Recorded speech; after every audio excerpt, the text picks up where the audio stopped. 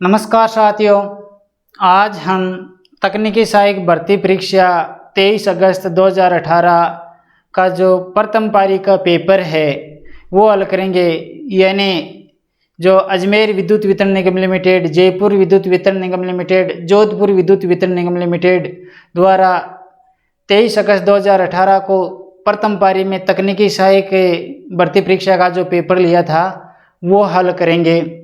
तो इसका पहला प्रश्न है, वेरिएबल कैपेसिटर में इस्तेमाल होने वाला डाइलेक्ट्रिक पदार्थ आमतौर पर होता है। यानी जो वेरिएबल कैपेसिटर है, यानी जिसका मान हम परिवर्तित कर सकते हैं, उस संधारित्र के अंदर जो डाइलेक्ट्रिक पदार्थ होता है, यानी जो इलेक्ट्रोलाइटिक पदार्थ होता है, वो क्या होता है। तो जो वेरिएबल कैपेसिटर होता है, जैसे कि रेडियो के अंदर गैंग कैपेसिटर होता है, यानी जो हम चैनल चेंज करते हैं वो गैंग कैपेसिटर होता है। जो पुराने टाइम में ब्लैक एंड वाइट टीवी के अंदर हम जो चैनल चेंज करते थे वो भी एक गैंग कैपेसिटर होता है, यानी वेरिएबल कैपेसिटर है। तो उसके अंदर जो डाइलेक्ट्रिक पदार्थ होता है वो हवा होती है। तो राइट आंसर क्या हो जाएगा, हवा, यानी बी ऑप्शन इसका सही होगा।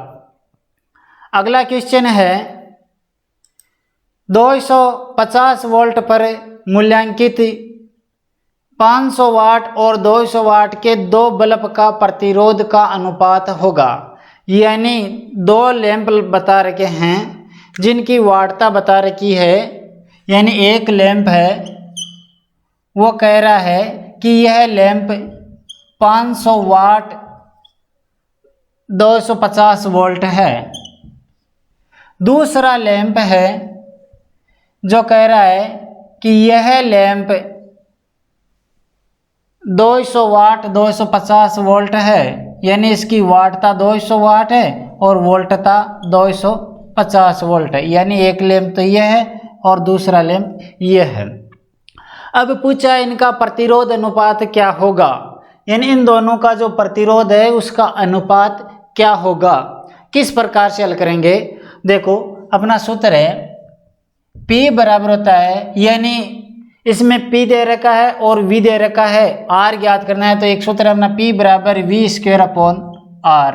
यदि R ज्ञात करना हो तो V²/P। अब देखो V दे रखा है, यानी ये तो V दे रखा है, ये P दे रखा है, इसे हम हल कर सकते हैं। तो पहला लैंप है, इसका प्रतिरोध क्या होगा, तो हम इसे R1 कह सकते हैं। तो R1 बराबर, यानी प्रथम लैंप का प्रतिरोध V का स्क्वायर, V का मान क्या है 250, तो 250 का स्क्वायर यानी 250 × 250 बट्टा P 500 कितना हो जाएगा, 0 से 0 0 से 0 5 125 25.125, तो 125 ओम। यानी इस लैंप का प्रतिरोध कितना हो गया 125 ओम। यानी प्रथम लैंप का प्रतिरोध कितना है 125 ओम। अब ज्ञात करेंगे दूसरे जो लैंप है उसका प्रतिरोध। दूसरा जो लैंप है उसका प्रतिरोध क्या होगा, या हम R2 कह सकते हैं। तो R2 बराबर V का स्क्वायर, V ये है 250, तो 250 × 250 बट्टा P का मान क्या है 200 वाट। 0 से 0 0 से 0 25 को 25 से गुणा किया 625, 625 में 2 का भाग लगाया कितना हो गया 312.5 ओम। तो इस लैंप का प्रतिरोध कितना हो गया 312.5 ओम।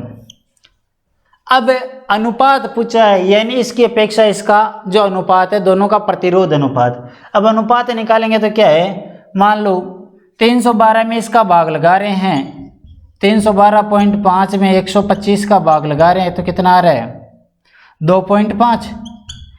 यानी जो प्रथम लैंप है और जो द्वितीय लैंप है, प्रथम लैंप का प्रतिरोध यदि 1 है तो द्वितीय लैंप का प्रतिरोध होगा 2.5। यानी इसका 1 ओम है तो इसका 2.5, यानी अनुपात में हो जाए। अब देखो यदि इसका 2 होगा तो इसका क्या हो जाएगा दुगुना, यानी 5 ओम। तो अनुपात क्या हो जाएगा, अब ऑप्शन में क्या दे रखा है देखो किस में दे रखा है, पहले में 5:2, दूसरे में 2:5, यानी 2:5। तो राइट आंसर क्या हो जाएगा, बी 2:5। अगला क्वेश्चन है, किसी चालक में की वजह से विद्युत धारा गुजरने पर ऊष्मा उत्पन्न होती है, यानी एक चालक में ऊष्मा उत्पन्न क्यों होती है। तो जूल का प्रभाव या जूल के नियम के अनुसार हम क्या कह सकते हैं कि किसी चालक में उत्पन्न हुई ऊष्मा H बराबर क्या होता है कि किसी चालक में उत्पन्न हुई ऊष्मा H बराबर I² RT, यानी उसमें से प्रवाहित धारा के वर्ग कोमा प्रतिरोध व समय, इन तीनों के गुणनफल के समानुपाती होती है। तो देखो कि चाल उत्पन्न ऊष्मा किन किन कारकों पर निर्भर करती है, धारा के, वर्ग के, कोमा प्रतिरोध के और समय के, इन तीनों के गुणनफल के। तो अब ऑप्शन में देखो, यानी इसमें क्या पूछा है कि विद्युत धारा गुजरने पर ऊष्मा उत्पन्न होती है, यानी चालक में किस वजह से होती है, तो चालक के प्रतिरोध की वजह से इसमें ऊष्मा उत्पन्न होती है।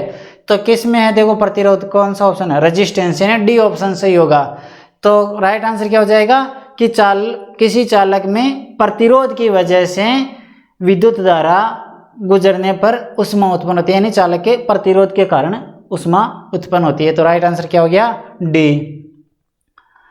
नेक्स्ट क्वेश्चन है, इनमें से कौन सा डिवाइस चुंबकीय फील्ड के रूप में ऊर्जा संग्रहित करता है, यानी जो दिए गए हैं उनमें से चुंबकीय क्षेत्र के रूप में, यानी चुंबकीय फील्ड या चुंबकीय क्षेत्र के रूप में ऊर्जा संग्रहित करता है, यानी चुंबकीय ऊर्जा कौन सा संग्रहित करता है, प्रतिरोध है या कैपेसिटर है या इंडक्टर है या ट्रांजिस्टर है या रेक्टिफायर है। तो क्या होगा, इंडक्टर, यानी चुंबकीय क्षेत्र इंडक्टर द्वारा ही उत्पन्न होता है। तो राइट आंसर क्या हो जाएगा, इंडक्टर, यानी सी।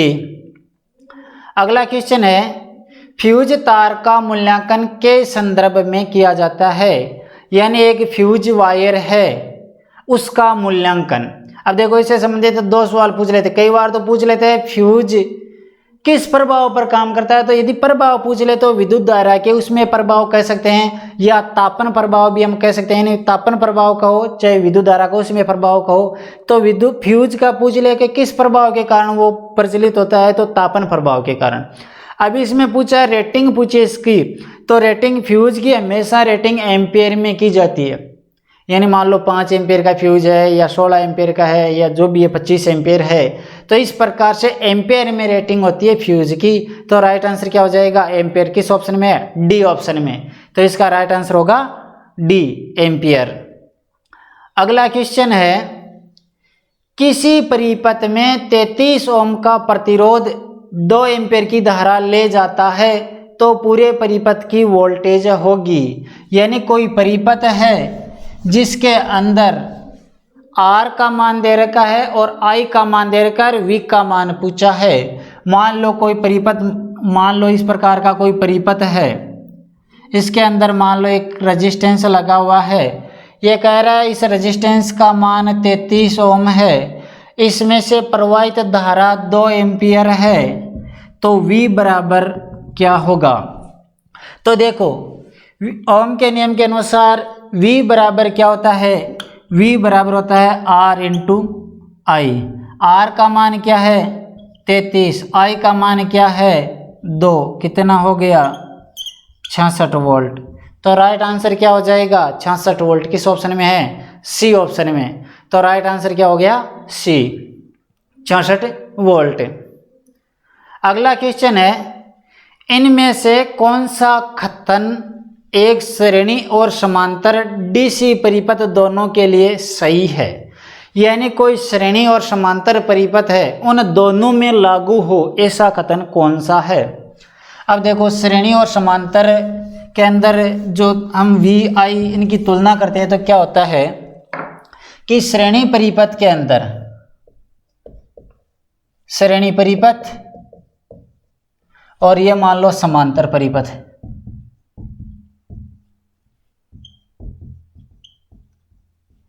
श्रेणी परिपथ के अंदर क्या होता है I का मान समान होता है, IT बराबर I1 बराबर I2 बराबर I3, जबकि समांतर परिपथ के अंदर IT योग होता है सभी धाराओं का, तो IT बराबर I1 plus I2 plus I3 plus जो भी है, इसमें भी हम 3 के बजाय 4 5 6 जो भी है ले सकते हैं। यदि V की तुलना करें तो VT बराबर श्रेणी परिपथ में वोल्टेजों का योग होता है, यानी अलग अलग घटकों पर खपत वोल्टेज लगाए गए वोल्ट के बराबर होता है। तो VT बराबर V1 plus V2 plus V3 plus 4 5 6 जो भी है। जबकि समांतर परिपथ में V का मान समान होता है, तो VT बराबर V1 बराबर V2 बराबर V3 बराबर जो भी है 4 5 6। अब देखो PT बराबर श्रेणी परिपथ में PT बराबर होता है P1 plus P2 plus P3 plus 4 5 6, और श्रेणी समांतर परिपथ में भी PT बराबर P1 plus P2 plus P3 plus जो भी है होता है। तो देखो ये श्रेणी और समांतर दोनों की विशेषता मैंने लिख दी। अब ऑप्शन में देखो, एलिमेंट में अलग अलग धारा होती है, यानी जो पथ है उनमें धारा अलग अलग होती है। तो देखो समांतर में तो धारा अलग अलग होती है, जबकि श्रेणी में धारा का मान समान होता है, तो ये दोनों में लागू नहीं होता है। दूसरा पूछा है करंट संयोजक होते हैं, यानी धारा जुड़ती है। समांतर में तो धारा जुड़ती है, जबकि श्रेणी में धारा समान होती है, यानी जुड़ती नहीं है। अगला क्या है, वोल्टेज संयोजक होते हैं, यानी वोल्टेज जुड़ते हैं। वोल्टेज श्रेणी में तो जुड़ते हैं वोल्टेज, जबकि समांतर में वोल्टता का मान समान होता है। अगला क्या है, पावर संयोजक होते हैं, यानी पावर जुड़ता है, सही है, श्रेणी में भी पावर जुड़ता है और समांतर क्रम में भी पावर जुड़ता है, यानी कुल पावर अलग अलग पावरों का योग होता है, तो दोनों में समान होता है।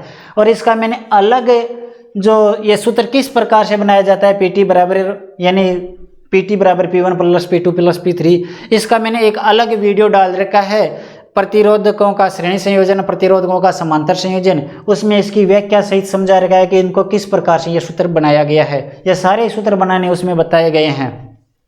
तो डी सही है। अगला ये ऑप्शन में क्या है, ए और बी दोनों, यानी ए और बी ये तो गलत है, तो राइट आंसर क्या हो गया, डी, यानी पावर संयोजक होते हैं, यानी पावर जुड़ता है, तो राइट आंसर इसका हो गया डी।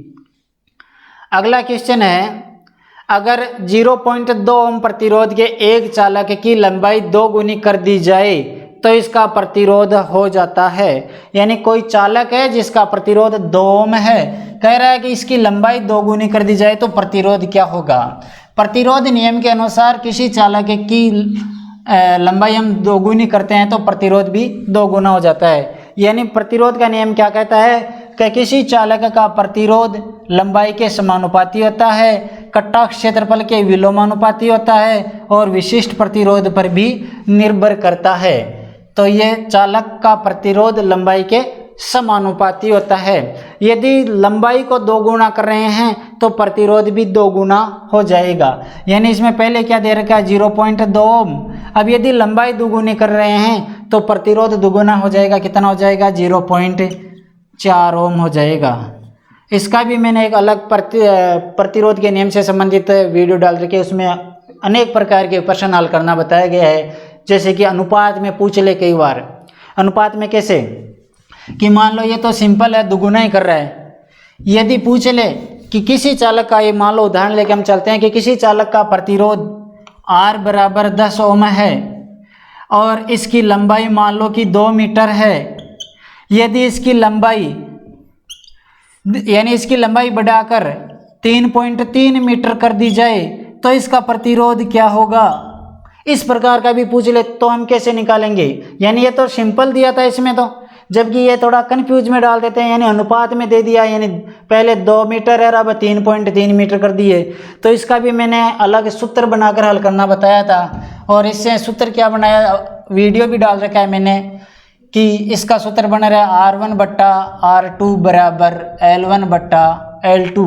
यदि R2 ज्ञात करना है तो R2 बराबर क्या हो जाएगा, R1 इंटू L2 बट्टा L1, और इससे निकालो, देखो कितना आएगा। इसी प्रश्न का हम निकालना चाहिए। तो यह हो गया R1 यानी प्रथम अवस्था का प्रतिरोध, प्रथम अवस्था की लंबाई, द्वितीय अवस्था की लंबाई, द्वितीय अवस्था का प्रतिरोध। तो द्वितीय अवस्था का प्रतिरोध क्या हो जाएगा, R1 क्या है 10, L2 क्या है 3.3 बट्टा 2, कितना हो गया, 10 को 3.3 से गुणा किया 33 बट्टा 2, कितना हो जाएगा 16.5 ओम। तो इस कंडीशन में निकाले तो 16.5 आ रहा है। यानी ये कई बार इस प्रकार से भी पूछ लेते हैं, थोड़ा प्रश्न को बड़ा भी बना देते हैं।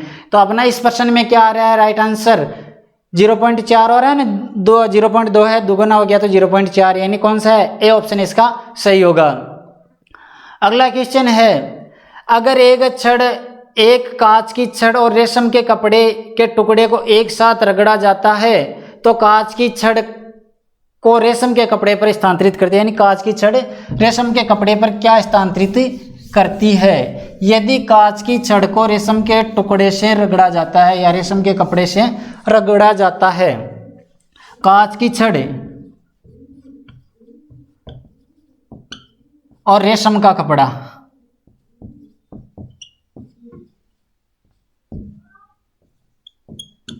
यदि कांच की छड़ को रेशम के कपड़े से रगड़ते हैं तो कांच की छड़ के इलेक्ट्रॉन रेशम के कपड़े पर विसर्जित हो जाते हैं, यानी कांच की छड़ के इलेक्ट्रॉन रेशम के कपड़े की ओर आकर्षित हो जाते हैं या चले जाते हैं। तो कांच की छड़ में तो हो जाती है इलेक्ट्रॉन की कमी, तो ये तो बन जाती है धन आवेशित, पूछ ले। तो रेशम का कपड़े पर हो जाता है इलेक्ट्रॉन की अधिकता, तो ये हो जाता है ऋण आवेशित यानी ऋण आयन। अब इसमें क्या पूछा है कि कांच की छड़ को रेशम के कपड़े में स्थानांतरित, यानी कांच की छड़ किसको रेशम के कपड़े पर स्थानांतरित करती है, तो इलेक्ट्रॉन को स्थानांतरित करती है, यानी इसके इलेक्ट्रॉन इसमें आ जाते हैं। तो राइट आंसर क्या हो गया, इलेक्ट्रॉन को रेशम के कपड़े पर स्थानांतरित करती है। तो राइट आंसर हो गया बी, इलेक्ट्रॉन। अगला क्वेश्चन है, एक ही विद्युतमय प्रतिरोध के लिए एक समान अनुप्रस्थ काट वाले ताम्र चालक की तुलना में एल्यूमिनियम चालक का वजन होता है, यानी तांबे की अपेक्षा एल्यूमिनियम का जो वजन होता है वो क्या होता है, तो एल्यूमिनियम का वजन तांबे का 50% होता है। वजन पूछा है, इसमें वजन होता है 50%। और यदि चालकता पूछ ले, ये तो वजन पूछा है, तांबे की अपेक्षा एल्यूमिनियम का वजन 50% होता है, आधा होता है, आधा भी कह सकते हैं। और यदि चालकता पूछ ले तो 60.6%, और इसमें राउंड फिगर में कई बार 60% भी कहते हैं, यानी ज़्यादातर राउंड फिगर में मिलता है तो 60% होती है। यदि तांबे की अपेक्षा एल्यूमिनियम की चालकता पूछ ले तो 60% होती है, चालकता पूछे तो। इसमें वजन पूछा है तो वजन होता है 50%। तो राइट आंसर क्या हो जाएगा, बी, 50%। अगला क्वेश्चन है, नारंगी नारंगी, काला बुरा बैंगनी। अब देखो क्या कलर दे रखा है, नारंगी नारंगी, यानी नारंगी नारंगी नारंगी, काला बुरा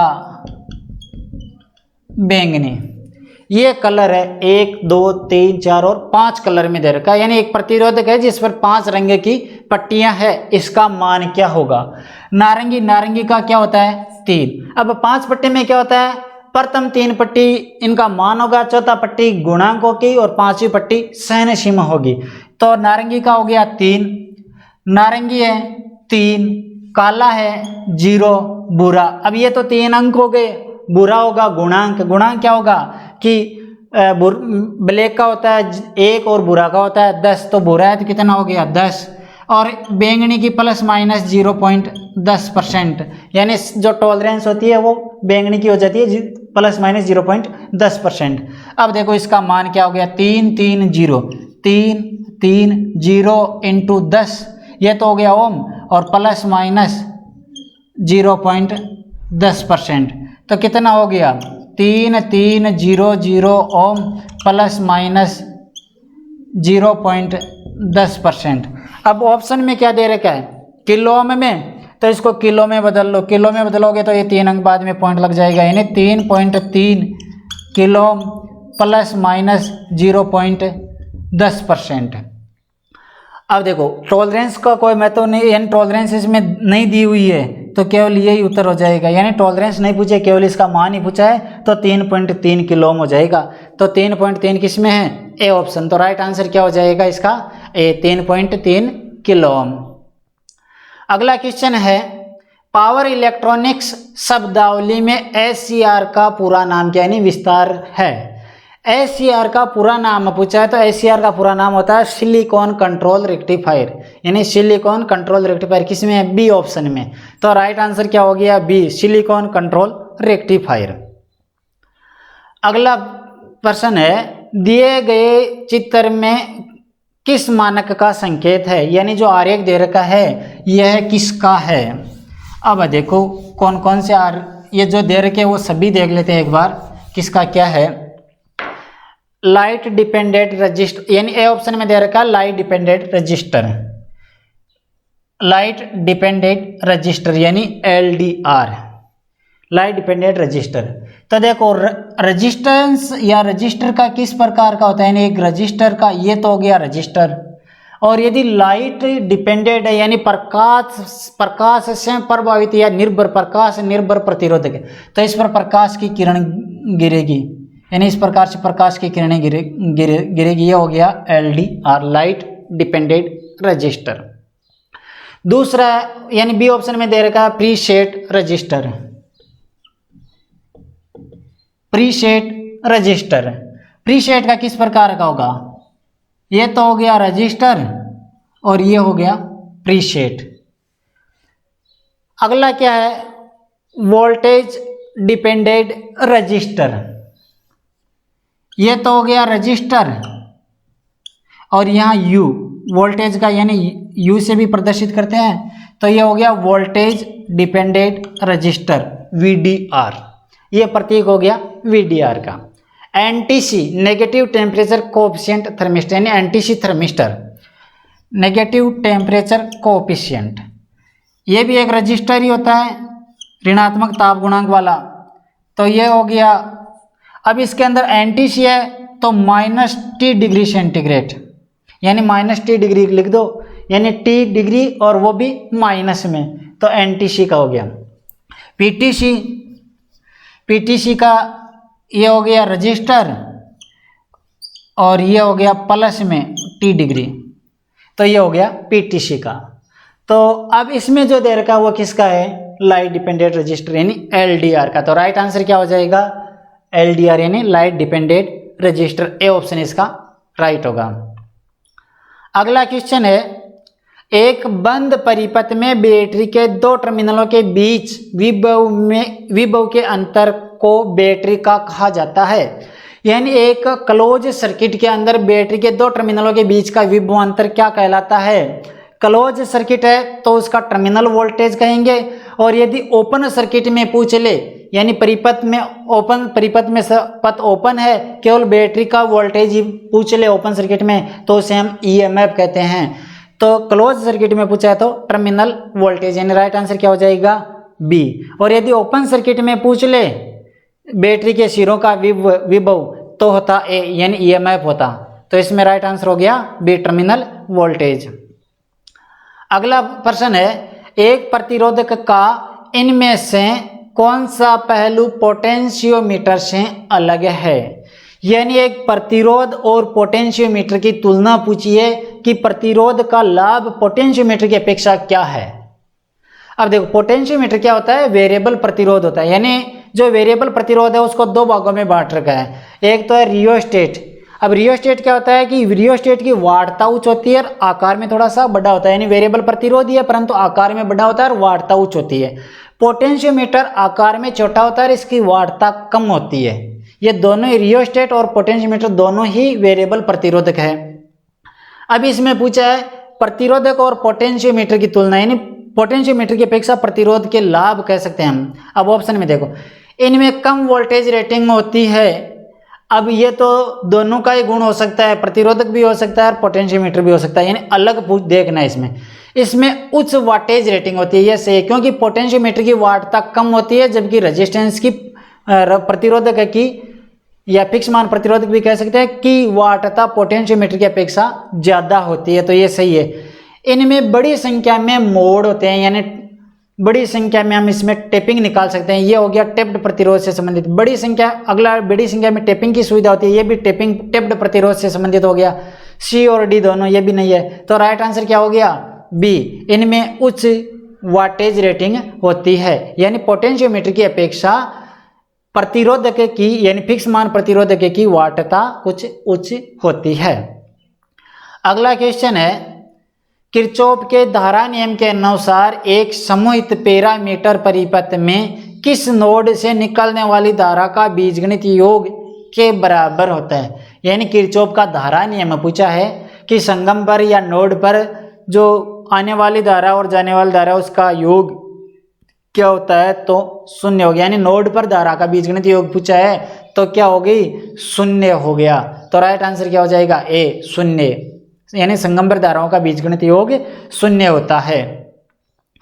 अगला क्वेश्चन है, एक स्थिर विद्युत फील्ड के विरुद्ध एक इकाई चार्ज को दो बिंदुओं के बीच स्थानांतरित करने पर किया जाने वाला कार्य, यानी एक आवेश को स्थानांतरित करने में किया गया कार्य, यानी जो कूलाम कार्य प्रति कूलाम कह सकते हैं इसे हम, यानी प्रति कूलाम किया गया कार्य कह सकते हैं, तो इसे क्या कहेंगे? यानी कार्य बट्टा कूलाम, कार्य बट्टा कूलाम बराबर क्या होता है? या कार्य बट्टा आवेश कह सकते हैं, यानी कूलाम की बजाय कार्य बट्टा आवेश, तो कार्य बट्टा आवेश को क्या कहेंगे? वोल्टेज, या ये वोल्टेज। तो वोल्टेज बराबर क्या होता है? वोल्टेज बराबर होता है कार्य बट्टा आवेश। कार्य किस में है? जूल में। आवेश किस में है? कूलाम में। तो वोल्टेज बराबर जूल प्रति कूलाम भी कह सकते हैं, यानी ये भी इसकी मात्रक होता है। तो राइट आंसर क्या हो गया इसका? ए, वोल्टेज। अगला क्वेश्चन है, इनमें से कौन सा डिवाइस एक वोल्टेज स्रोत के साथ सीरीज में दो प्रतिरोधक वाला सर्किट बनाता है? यानी इनमें से कौन सा जो डिवाइस है जिसमें दो सीरीज में प्रतिरोध लगे हुए हैं? ऑप्शन देखो, वोल्टेज डिवाइडर, यानी वोल्टेज डिवाइडर को या विभाजक हम कह सकते हैं। तो वोल्टेज डिवाइडर में क्या होता है? दो श्रेणी प्रतिरोधक ही होते हैं वोल्टेज डिवाइडर के अंदर। वोल्टेज डिवाइडर में मान लो इस प्रकार से हैं, यानी वोल्टेज को अलग अलग भागों में डिवाइड करने वाली युक्ति। ये हो गया इनपुट वोल्टेज। अब यहाँ से लेंगे तो अलग वोल्ट मिलेगा, यहाँ से अलग मिलेगा, यहाँ पे टोटल वोल्ट मिलेगा, इस प्रकार से। तो ये दो रेजिस्टेंस, दो की जगह तीन भी हो सकते हैं, चार भी हो सकते हैं, परंतु इसमें दो का पूछा है तो ये सही है वोल्टेज डिवाइडर। तो वोल्टेज डिवाइडर के अंदर क्या होता है? प्रतिरोधक ही होते हैं, यानी श्रेणी में प्रतिरोधक होते हैं। अब दूसरे ऑप्शन में और देखो, वोल्टेज मल्टीप्लायर, यानी वोल्टेज गुणक। वोल्टेज मल्टीप्लायर और अगले में क्या? Voltage doubler. ये वोल्टेज डबलर और मल्टीप्लायर एक ही चीज़ है, यानी डबलर तो करता है इनपुट AC वोल्ट को आउटपुट DC में double volt.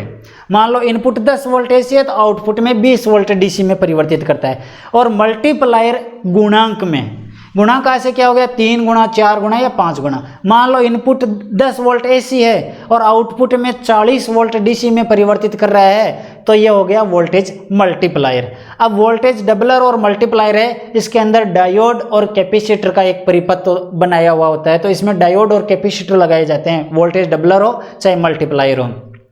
Voltage follower, voltage follower एक एम्पलीफायर है, यानी एम्पलीफिकेशन करता है। तो एम्पलीफायर में क्या होता है? रजिस्टर होता है, कैपेसिटर होता है और IC, इस वोल्टेज फॉलोअर में IC परिपति होता है। तो बाकी ज़्यादातर एम्पलीफायर में ट्रांजिस्टर होता है, जबकि वोल्टेज फॉलोअर में IC काम मिली जाती है। तो क्या हो गया? रजिस्टर, कैपेसिटर और IC युक्त परिपथ होता है। वोल्टेज रेगुलेटर, वोल्टेज को रेगुलेट करने वाला, या तो IC से रेगुलेट करते हैं या जेनर डायोड भी हम काम में लेते हैं, तो जेनर डायोड। तो ये भी नहीं होगा, तो राइट आंसर क्या हो गया? ए, वोल्टेज डिवाइडर में दो प्रतिरोध वाला सर्किट बनाया जाता है, यानी सीरीज में दो प्रतिरोध वाला। अगला क्वेश्चन है कॉपर के एक परमाणु में कितने इलेक्ट्रॉन होते हैं, यानी ताम्र का पूछा है। अब ऑप्शन में देखो क्या क्या दे रखे हैं। ए ऑप्शन में क्या दे रखा है, 4। 4 किसका होता है भाई, बेरिलियम का, यानी इसमें ऑप्शन दे रखे हैं, पहला है 4, 4 होता है बेरिलियम का, यानी 4 परमाणु क्रमांक होता है बेरिलियम का। दूसरा ऑप्शन दे रखा है बी में 16, 16 होता है सल्फर का, 16 होता है सल्फर का। अगला क्या है 22, 22 होता है टाइटेनियम का,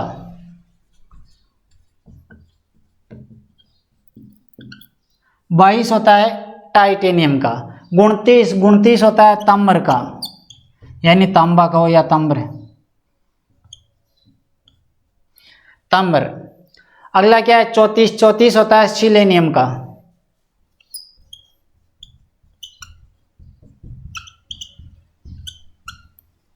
34 होता है सिलेनियम का। तो देखो बाकी भी और भी पूछ ले तो भी ध्यान रखना चाहिए, 4 बेरिलियम का है, 16 सल्फर का है, 22 टाइटेनियम का है, 29 ताम्र का है और 34 सिलेनियम का है। इसमें ताम्र का पूछा है तो ताम्र का क्या हो जाएगा 29। तो राइट आंसर क्या है डी 29। अगला क्वेश्चन है इनमें से कौन सा घटक निश्चित डीसी को परिवर्तित डीसी में बदलता है, यानी निश्चित डीसी को वेरिएबल डीसी में बदलने वाली युक्ति क्या होती है। तो चॉपर ए ऑप्शन में दे रखा है चॉपर, तो चॉपर ही है, चॉपर है नियत या स्थिर डीसी को परिवर्तित डीसी में बदलता है, जबकि रेक्टिफायर क्या करता है एसी को डीसी में बदलता है। एनिवेटर क्या करता है, एनिवेटर डीसी को एसी में परिवर्तित करता है। और साइक्लो कन्वर्टर क्या करता है, साइक्लो कन्वर्टर एसी को एसी में परिवर्तित करता है, यानी आवृत्ति में अंतर कर देता है, एसी को एसी में ही परिवर्तित करता है साइक्लो कन्वर्टर। तो इसमें राइट आंसर क्या हो जाएगा, यानी ये डीसी निश्चित डीसी को यानी स्थिर डीसी को परिवर्तित डीसी में पूछ रहा है, तो राइट आंसर होगा चॉपर। तो ये कुछ प्रश्न थे, शेष प्रश्न अगले वीडियो में रहेगा। ठीक है दोस्तों।